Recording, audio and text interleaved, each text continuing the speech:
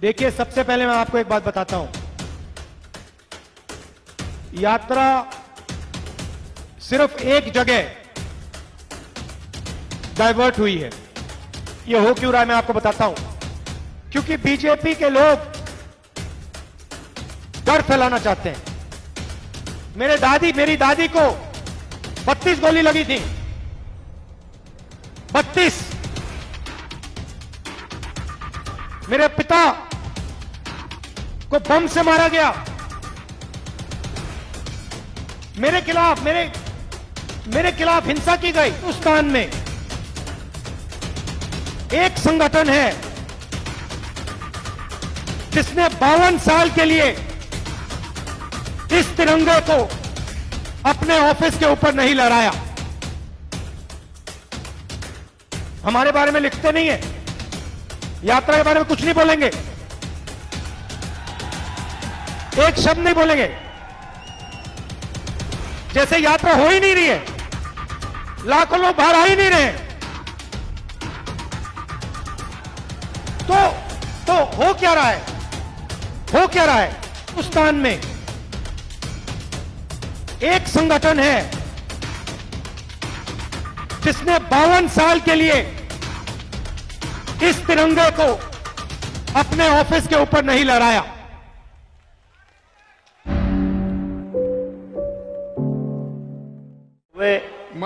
मैं यह शपथ लेता हूं कि मैं संवैधानिक मूल्यों की रक्षा के लिए हमेशा प्रतिबद्ध रहूंगा।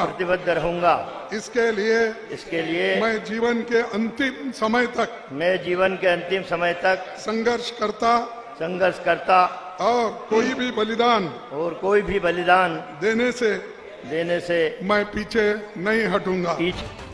अब आपको ये तिरंगा दिखाने का एक कारण है। सबसे पहले नहीं, यहीं रहो दिनेश, यहीं रहो, सबको दिखना चाहिए। देखिए, सबसे पहले मैं आपको एक बात बताता हूं। यात्रा सिर्फ एक जगह डाइवर्ट हुई है। आप जानते हो कौन सी जगह? मऊ आने के लिए। क्यों? क्योंकि मैं आपको यहां आज ये भाषण देना चाहता था। ये अंबेडकर जी की जमीन है, संविधान की जमीन है और तिरंगे की जमीन है। ये जो तिरंगा है जिसको हम श्रीनगर ले जा रहे हैं, ये एक चिन्ह है और संविधान के बिना इस तिरंगे का कोई मतलब नहीं है। अगर इसमें शक्ति है तो वो शक्ति तिरंगे को हमारा कॉन्स्टिट्यूशन, हमारा संविधान देता है। अब एक बात मैं आपको कहना चाहता हूं और इसको आप अच्छी तरह सुनिए। हिंदुस्तान में एक संगठन है जिसने 52 साल के लिए इस तिरंगे को अपने ऑफिस के ऊपर नहीं लहराया। एक संगठन है, बाकी सब ने इस तिरंगे को लहराया। मगर वही लोग जो आज संविधान को खत्म करने में लगे हैं, वही लोगों ने 52 साल के लिए हमारे प्यारे तिरंगे को सलूट नहीं मारा। क्यों? इसका कारण है, भाइयों और बहनों, जो काम कांग्रेस पार्टी और अंबेडकर जी ने मिलकर किया, महात्मा गांधी, जवाहरलाल नेहरू, सरदार पटेल, आजाद जी, उसमें अंबेडकर जी, सुभाष चंद्र बोस जी, बहुत सारे वीरों ने अपनी पूरी जिंदगी देकर, अपना खून पसीना देकर, मिलकर इस देश को संविधान दिया। यह छोटा काम नहीं था। हिंदुस्तान के इतिहास में, 3000 साल के इतिहास में, 5000 साल के इतिहास में पहली बार हिंदुस्तान के हर नागरिक को एक जैसा अधिकार मिला। कॉन्स्टिट्यूशन ने दिया और उसका चिन्ह यह हमारा प्यारा तिरंगा है। अब कॉन्स्टिट्यूशन में से, कॉन्स्टिट्यूशन का यह चिन्ह है और आरएसएस के लोग हैं, बीजेपी के लोग हैं, वो संविधान को सामने से नहीं खत्म कर सकते हैं। इतना दम उनमें नहीं है, क्योंकि जिस दिन उन्होंने सामने से यह काम करने की कोशिश कर दी, उस दिन उनको हिंदुस्तान की आवाज 1 सेकंड में रोक देगी। तो ये काम सामने से नहीं करते हैं, यह काम छुप के किया जाता है। जो हमारा संविधान है वो सिर्फ एक किताब नहीं है, वो एक शक्ति है, एक जीवित शक्ति है, वो एक सोच है और वो एक आवाज है। उस आवाज को, उस शक्ति को और उस सोच को आरएसएस मिटाना चाहते हैं। कैसे कर रहे हैं मैं आपको बताता हूं। मैंने आपको कहा संविधान का यह चिन्ह है। संविधान देश की नींव है, फाउंडेशन है, और उस नींव में से अलग अलग संस्थाएं निकलती हैं। लोकसभा, राज्यसभा और विधानसभा। Judiciary, bureaucracy. मैंने आपको शुरुआत में कहा था, प्रेस के हमारे मित्र, ये भी, इनका अधिकार भी इनको संविधान देता है। हमारे बारे में लिखते नहीं है, यात्रा के बारे में कुछ नहीं बोलेंगे, एक शब्द नहीं बोलेंगे, जैसे यात्रा हो ही नहीं रही है, लाखों लोग बाहर आ ही नहीं रहे। तो हो क्या रहा है? हो क्या रहा है? ये अलग अलग संस्थाएं जो हैं, ये आपकी पूंजी है, ये आपको मुफ्त में नहीं मिली, ये खून पसीने से आपको मिली है। किसने दी? अंबेडकर जी ने दी, महात्मा गांधी जी ने दी, जवाहरलाल नेहरू जी ने दी, मगर उन्होंने अकेले नहीं दी। उनके साथ लाखों लोग खड़े हुए, करोड़ों लोग खड़े हुए, और उन्होंने ये मिलकर इस देश को पूंजी दी है। अब आरएसएस क्या कर रहा है? आरएसएस एक के बाद एक अपने लोगों को इन संस्थाओं के अंदर डाल रहा है। जुडिशरी में, प्रेस में, सेना में, हर संस्था में आरएसएस अपने लोगों को डाल रहा है। भाइयों और बहनों, लक्ष्य एक है, संविधान को खत्म करना, उस जीवित आवाज का गला घोटना, यह काम आरएसएस कर रही है।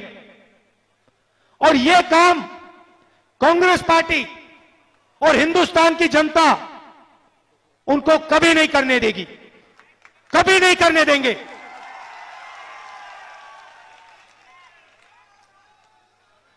भारत जोड़ो यात्रा का लक्ष्य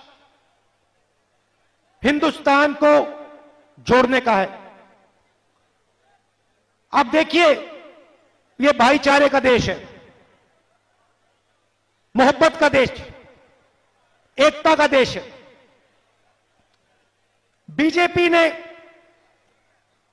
आरएसएस ने इस देश में हिंसा, नफरत और डर फैला रखा है। आप इनकी पॉलिसीज देखिए और हमारी पॉलिसीज देखिए। हमारी पॉलिसी मनरेगा, भोजन का अधिकार, जमीनी अधिकरण बिल, आदिवासी बिल, पैसा, ये सब के सब गरीबों को मदद करने के और देश में भाईचारा और शांति लाने के प्रोग्राम है।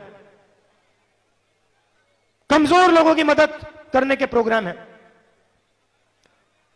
अब आप बीजेपी के प्रोग्राम देखिए और मैं आपसे पूछता हूं, इस भीड़ में कोई एक व्यक्ति है जिसको नोटबंदी से फायदा हुआ होगा? एक है यहां पे, एक यहां पे व्यक्ति है जिसको जीएसटी 5 अलग अलग टैक्स से फायदा हुआ होगा? एक व्यक्ति यहां है जिसको हिंदुस्तान में जो प्राइवेटाइजेशन किया जा रहा है, जो पब्लिक सेक्टर को बीजेपी के 2-3 मित्रों को दिया जा रहा है, उससे एक व्यक्ति है जिसको फायदा हो रहा है? देखो, आप जानते हो किसको फायदा हो रहा है, पूरा देश जानता है। भाई और बहनों, नोटबंदी, गलत जीएसटी, प्राइवेटाइजेशन और कोरोना के समय इन्होंने जो किया, ये पॉलिसियां नहीं हैं, ये हथियार हैं। ये हिंदुस्तान के गरीब लोगों को बेरोजगार बनाने के, डराने के हथियार हैं। आप किसी भी छोटे दुकानदार से पूछ लो, किसी से पूछ लो, कोई भी स्मॉल और मीडियम बिजनेस चलाता हो उससे पूछ लो। आज मैं डेलीगेशन से मिला, मैंने पूछा नोटबंदी और जीएसटी से आपको क्या हुआ? उन्होंने मुझे बताया, और किसी भी दुकानदार से पूछ लो, खत्म कर दिया है। हमारे व्यापार को नरेंद्र मोदी जी ने और बीजेपी ने खत्म कर दिया है।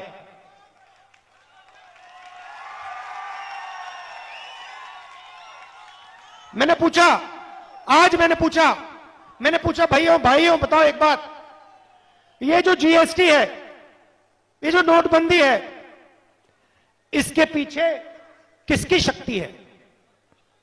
मैंने पूछा, क्या हिंदुस्तान में जो लाखों छोटे व्यापारी हैं, किसान हैं, मजदूर हैं, बेरोजगार युवा हैं, क्या इनकी शक्ति जीएसटी और नोटबंदी के पीछे है? कहते हैं नहीं। मैंने कहा, किसकी शक्ति नोटबंदी के पीछे है? कहते हैं हिंदुस्तान के 3-4 सबसे बड़े अरबपतियों की शक्ति जीएसटी, नोटबंदी और कोविड के समय जो हुआ उसके पीछे है।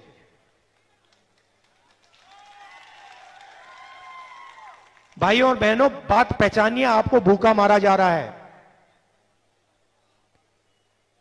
भूखा मारा जा रहा है। इन सड़कों पे हजारों युवाओं से मैंने बात की है, हजारों से। आपने फोटो देखी होगी, देखिए ना। सीधा मैं सवाल पूछता हूं, क्या पढ़े हो? 5 जवाब मिलते हैं। इंजीनियरिंग, मेडिकल, आईएएस, या फिर मैं सेना में जाना चाहता हूं, पुलिस में जाना चाहता हूं, या फिर मैं सॉफ्टवेयर इंजीनियरिंग करना चाहता हूं। ये 5-6 चीजें युवा कहते। फिर मैं पूछता हूं, भैया एक बात बताओ, आप डॉक्टर बनना चाहते हो, माता पिता ने आपकी शिक्षा के लिए कितने रुपए दिए? मैं अरबपतियों से नहीं पूछ रहा हूं, मैं किसान के बच्चों से, छोटे दुकानदार के बेटों से, बेटियों से, कभी कभी जो मजदूरी करते हैं उनके बच्चों से पूछ रहा हूं। कहते हैं लाखों रुपए, हजारों रुपए हमने शिक्षा के लिए दिए, इंजीनियर बनने के लिए दिए। अच्छा भैया, आपके माता पिता ने लाखों रुपए दिए, आज क्या करते हो? क्या करते हैं? मजदूरी, मजदूरी करते हैं। हिंदुस्तान, नरेंद्र मोदी जी के हिंदुस्तान में इंजीनियरिंग पढ़ो, मजदूर बनो, एमबीबीएस करो, मजदूर बनो, सॉफ्टवेयर इंजीनियरिंग सीखो, मजदूर बनो।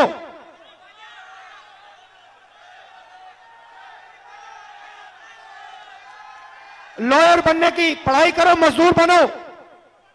सेना में जाना है, सेना में जाना है, 6 महीने ट्रेनिंग करो, 4 साल सेना में काम करो और फिर मजदूर बनो।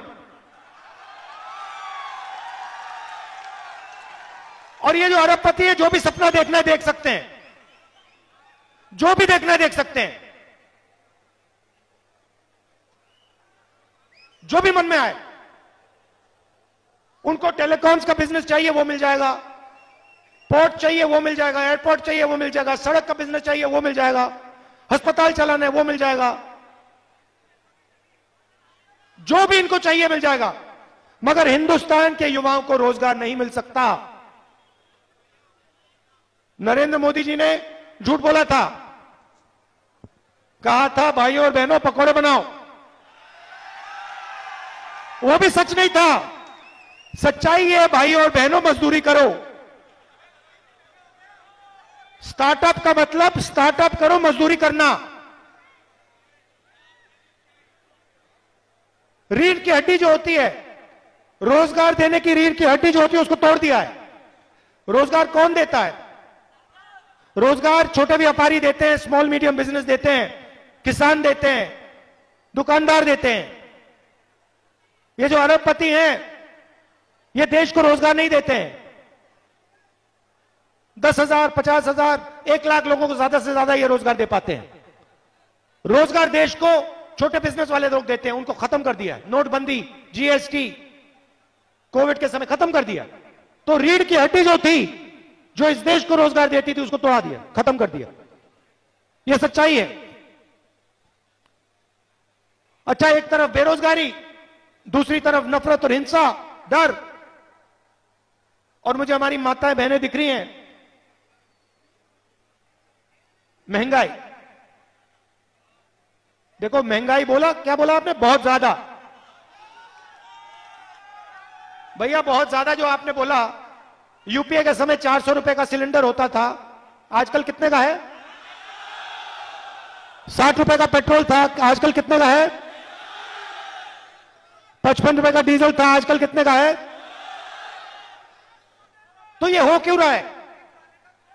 ये हो क्यों रहा है, मैं आपको बताता हूं।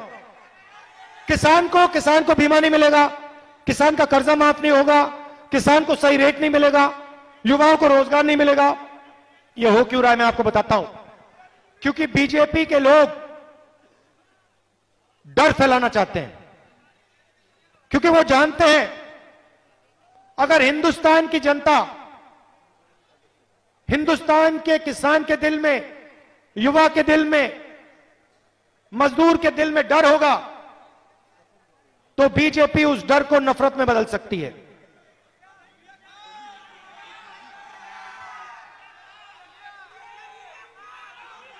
अगर आपके दिल में डर नहीं है, देखो भैया, डर नफरत और हिंसा डर का रूप होता है। नफरत जैसी कोई चीज नहीं होती है।